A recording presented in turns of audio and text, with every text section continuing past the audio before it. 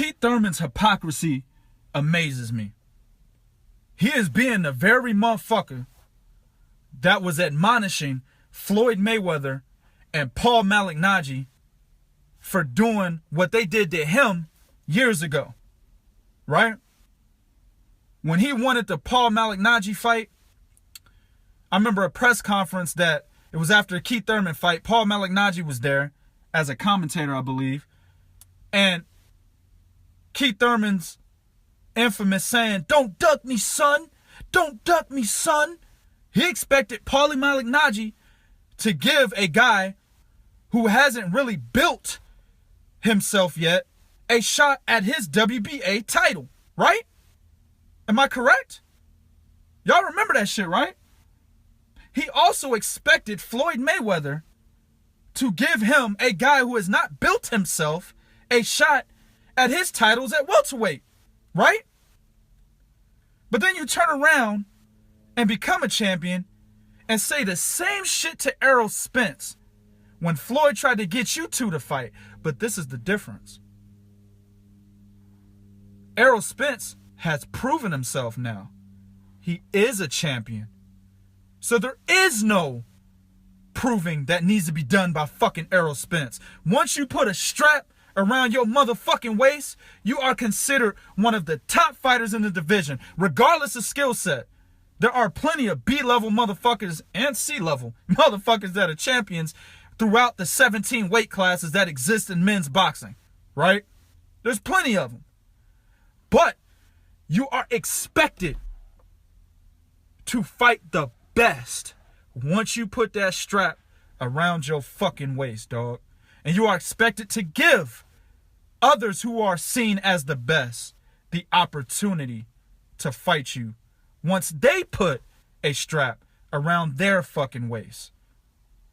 The hypocrisy of Keith Thurman is fucking crazy, B.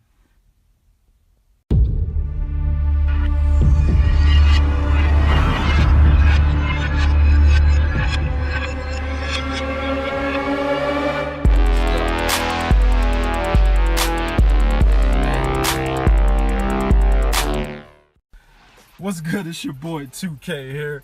Shout out to the movement and everybody who's moving with us. Yo, I can't contain myself, man. This nigga Keith Thurman, I'm about to give him a new nickname. Keithan Gregory Josephine Thurman. Real talk, yo. Just like we had Daniel Eugene Rutherford Jacobs, you know what I'm saying? Since he fought Triple G, he got his name back. You know, kudos to Danny. And I will give you your fucking name back, Keithan. I'll give you your name back, dog. If you fight Errol Spence this year, this coming year, fuck 2019. I want to see Keith Thurman versus Errol Spence December 2018. There's no reason for that, Keithan Gregory Josephine Thurman. There's no reason to not have that fight at the end of the year. You see, people, this is the thing. I would be okay with his statements if there was no history of this motherfucker ducking. You know what I'm saying? You know, let's rewind back to before Errol Spence fought Chris Algieri. You know what I'm saying? Floyd Mayweather wanted Keith Thurman and Errol Spence to fight for one of his vacant titles, right? Because he was getting ready to retire after the Andre Berto bout, right? Errol Spence at that fucking time with a whole lot to lose because he was a prospect at that time. He was not a champion. He was just a highly touted prospect. A lot of people were like, damn, this Errol Spence kid is no fucking joke. Primarily because of the situation between him and Adrian Broner in sparring. And then another situation between him and Floyd Mayweather in sparring. He had a lot of pub behind him because of that, right? But he had a lot to lose because if he would have went in there and fought Keith Thurman and got knocked the fuck out, you know, basically what just happened to Erickson Lubin when he went in there against Jermell Charlo, what would have happened? The same shit that's happened to Lubin. Motherfuckers have writing them off. Now people are out there saying, hey, you know, Lubin will come back, yada, yada, yada. But people are saying Lubin is now all the way back down to the beginning of his career. He has to fight his way back up. You see what I'm saying? That's what they would have done to Errol Spence all the hype and shit that was behind him, you know, all the talk about how he fucked up Adrian Broner in sparring, the hype about how he fucked up Floyd Mayweather in sparring, came back and then got beat up when he came back. But, you know, Floyd Mayweather kicked him out the gym, brought him back and whooped his ass. But anyway, all that fucking hype, you know what I'm saying? That shit would have fell by the wayside and people would have forgot about Errol Spence because they would have expected him to go right back down to the prospect level and fight his fucking way back up. But Errol Spence didn't give a fuck about that. He said, I'll fight him right now. Keith Thurman. Well, he ain't beat nobody. You know what I'm saying? He ain't got nobody on his resume. Beat a couple people, you know. Do what I did. You know, build yourself up, build your stock. Then we could talk about a fight. Okay. Well, he beats the shit out of Chris Algieri better than Manny Pacquiao did, right? Then he beats the shit out of Leonard Bundu. And I know there's probably a fight in between that, but we don't give a fuck about that. We talking about the fights that matter, right? Then he beats Leonard Bundu. Better than you beat him, Keithan. You know what I'm saying? He beat him better than you beat him, Keithan Gregory. You were beating the shit out of Leonard Bundu early in the fight and was getting caught. Then said, damn, this nigga tough and he hits hard. Let me move out and start boxing this nigga. Let me play it on the safe side. Let me play it on the safe side. And you went to a 12-round unanimous decision win. Now, it was a great win. And it was actually a testament to your ability to be a boxer, not just a boxer-puncher. Kudos, right? But Keith Thurman did what you abandoned because you felt Leonard Bundu was too tough and he was catching with some shots on the inside. He fought that exact style against Bundu and knocked him the fuck out. Okay? Then he fights Kell Brook. A fight in which he was losing early on, but he adjusted, made the correct adaptations mid-fight, and ended up breaking Kell Brook's other fucking orbital bone and took his IBF title in the UK. Something you ain't done yet, right? You are a unified champion, but you ain't fought in the UK for a title yet. You know what I'm saying?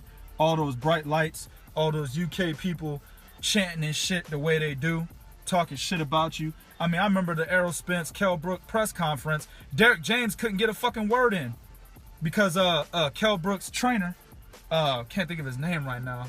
Damn, I can't think of his name right now. It's fucked up. But Kell Brook's trainer, Dominic Ingle, just thought about it. His trainer was doing all this talking and hyping up the crowd. And you know how the UK fans are. Blah, blah, blah, blah, blah, blah, all their fucking chanting and shit. Derek James couldn't get a word in. You know, Errol Spence couldn't get a word in. You know, it looked like they got punked at the press conference. It just looked like that. It didn't happen, but it looked like that, right?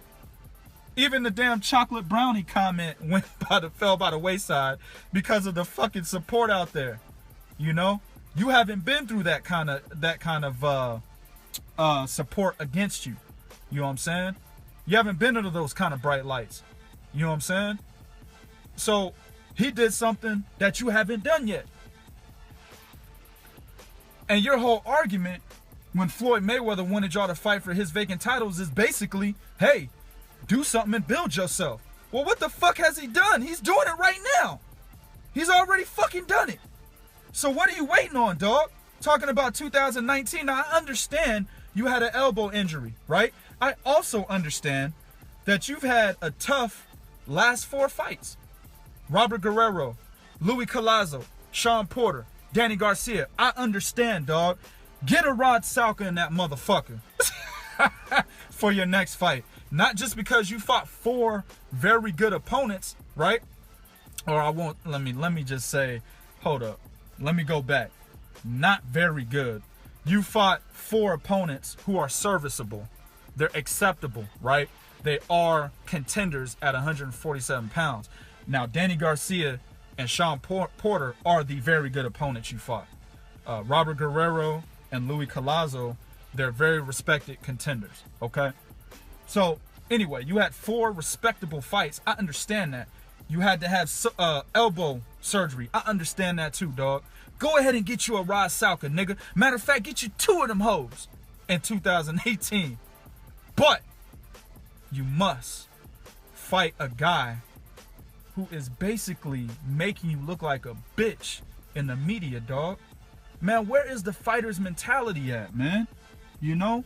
And I will do a video on that, people. Remember, I say a lot of shit. you know, I'm going to do videos on this, do videos on that. Remember, I will always do as I say. You know what I'm saying? I'm going to do a video on the fighter's mentality, and I will write an article about it and post it on 3kingsboxing.com. It's coming. A lot of these fighters don't have it anymore, man. Keith Thurman said some shit in an interview talking about he's not as hungry. I mean, he just told you. You know, this is a previous interview. He just told you he don't got the mentality of a fighter. A fighter who has that mentality is always fucking hungry. They always want to fight. They always want to get in there with the best. I can't stand this motherfucker, but Adrian Broner has the fighter's mentality. He keeps losing to better opposition, but he still wants to fight the best, man. You know what I'm saying? Errol Spence has the fighter's mentality. When he could have lost it all, he said, fuck it. Put me in the ring with Kell Brook. Fuck it. Put me in the ring with Keith Thurman. I want to fight these dudes. I don't give a fuck about how good everybody else is saying they are. I know how good I am. You know what I'm saying? Terrence Crawford has the fighter's fucking mentality. He wants Manny Pacquiao right now. He wanted Manny Pacquiao before he got to 147, right? Come on, people. So, this is my issue, dog. He don't have the fighter's mentality. And he keeps showing you motherfuckers with every interview he does dealing with Errol Spence. Remember the fucking interview? I can't remember, but it was a, I put the clip in the beginning of this video. Just like a little still clip. And I put some audio. I can't remember what fight they were commentating, but basically, the dude asked Keith Thurman, like, hey, you know, you the unified champion, who you talking about fight next? This nigga just dodged around the nigga that was sitting right next to him, looking at him like he was a piece of steak. Errol Spence was looking at him, just licking his chop. Boy, hey, somebody give me the A1. Give me the A1. Somebody could have gave Errol Spence some fucking steak sauce, and this nigga could have poured it all over Keith Thurman's head, Keith and Gregory's head, and the nigga wouldn't have done shit. He would have allowed it to happen. Get the fuck out of here, man. Look, man, bottom line, I don't want this video to be too long because it's really a rant. And y'all know how I feel, man. Y'all know how I feel about fighters who don't want to make the best fights. There's absolutely no reason why Keith Thurman should be talking about Shawn Porter over Errol Spence. Understand, people, unifications trump mandatories. And then he tried to make it seem like, you know, it's going to be a different fight because he's the mandatory under a different organization. Yeah, you know, last time, you know what I'm saying, he was your mandatory for the WBA. Now he the motherfucker mandatory for the WBC. You know what I'm saying? So it's a different situation. Nigga, how the fuck is it a different? It's the same fighter. It's the same fighter. Shawn Porter fights the same fucking way. Okay? I'm not knocking the fight. It's a good fight. It's an excellent fight. The first fight was an excellent fight. A lot of people felt Shawn Porter won. A lot of people felt Keith Thurman won. I'm on the side of Keith Thurman. I thought he won that fight, right? Some of my niggas in the movement, they felt Shawn Porter won that fight. It was an excellent fight. I'm not knocking the fight. I'm knocking the time at which he brings up this fight. When he's got another champion in the division stalking this nigga. He's stalking him, B. Yo. Errol Spence can roll up in Keith Thurman's crib and take his bitch right now. That's how I feel. That's how I feel about this situation. You know what I'm saying? Me being a motherfucking alpha male that I am, ain't nobody fucking with me like that. Nobody. No matter how big, small you are, dog, I'm not gonna let nobody fuck with me like that. You know what I'm saying? And I understand this. There's a business side to this, right? But what Keith needs to understand is just because you take one L, dog, it does not mean it's the end of your career, especially when it's against one of the best in the fucking division. If you lose to Errol Spence, let's say y'all fight December 2018, right? And Errol Spence goes out there and whoops your motherfucking ass. You are still a top 5 welterweight. You just won't have the titles, but you're still a top 5 welterweight. Okay? There is no marination that needs to happen here. Kell Brook, we're already looking at Errol Spence as a guy who can beat Danny Garcia, right? He's getting ready to fight Lamont Peterson. I'm calling that fight lawn chair season, nigga. It's lawn chair season. You know what that shit means? That means Errol Spence is getting ready to fold Lamont Peterson up like a motherfucking lawn chair. In 4 rounds, guaranteed, B. He's already gonna fight one of the other top tier fighters at 147. Okay? We're already looking at Errol Spence as a guy that could beat the Danny Garcias. A guy that could possibly beat the Sean Porters, right? A guy that could beat, I'm gonna say Manny Pacquiao, but he's not really in the discussion because Bob Arum ain't ever gonna put him in there with them killers. He could beat a Jeff Horn. Fuck out of here. He's already one of the top 3 guys at welterweight. So if you lose to him, you're not losing any stock.